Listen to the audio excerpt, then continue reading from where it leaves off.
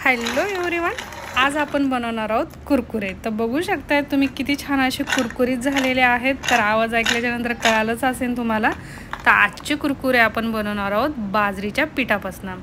तर एकदम छान आणि झटपट होणारी रेसिपी आहे, तर पूर्ण व्हिडिओ नक्कीच बघा। तर सर्वात आधी आपण बाजरीचं पीठ घेऊया। तर 1 वाटी बाजरीचं पीठ घेतले आणि अर्धी वाटी त्याच वाटीनं तांदळाचं पीठ घेतलेलं आहे। थोडंसं अद्रक लसणची पेस्ट घेतली आहे अर्धा चम्मच। त्यानंतर लाल तिखट घेतलं 1 चम्मच आणि ओवा घेत आहे 1 चम्मच। ओव्याला थोडंसं क्रश करून टाकूया म्हणजे टेस्ट छान येणार। आणि त्यानंतर थोडीशी कसुरी मेथी घेतलेली आहे, ती पण थोडीशी क्रश करून टाकायची। किंवा या जागी तुम्ही कोथिंबीर टाकली तरी चालेल किंवा नाही टाकली तरी चालेल। आणि चवीपुरतं मीठ टाकून घेतलेलं आहे आणि 1 चम्मच तेल टाकून घेत आहे। तर आता याला व्यवस्थित आपल्याला मिक्स करून घ्यायचं बघा। व्यवस्थित मिक्स करून झालं की थोडं थोडं पाणी टाकून याचं पीठ आपण छानपैकी मळून घेणार आहोत। जसं आपण भाकरीसाठी पीठ करतो तसंच पीठ आपल्याला करून घ्यायचं। पाणी थोडं थोडं टाकून घ्या।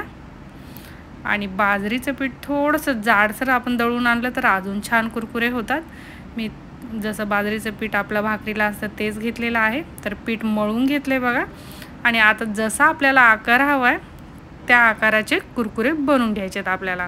तर बऱ्याच वेळेस लहान मुलं बाजरीच्या भाकरी वगैरे खात नाहीत, तर त्यांना अशा प्रकारे वेगळे कुरकुरे स्नॅक्स वगैरे बनवून द्यायचा। डब्यासाठी पण छान असतं किंवा छोटेसं भूकसाठी पण एकदम छान असा नाश्ता आहे बघा। तर वेगवेगळ्या आकाराचे मी बनवून घेतलेत कुरकुरे। आता याला आपण तळून घेऊया। गॅस थोडासा मीडियम करायचा आहे आणि व्यवस्थित तळून घ्यायचे। तेल टाकून घेऊया। सुरुवातीला तेल चांगलं गरम करून घ्यायचं आहे आणि नंतर गॅस मीडियम करायचा आहे आणि व्यवस्थित तळून घ्यायचे। एका बॅचला 10-12 टाकले तरी चालेल।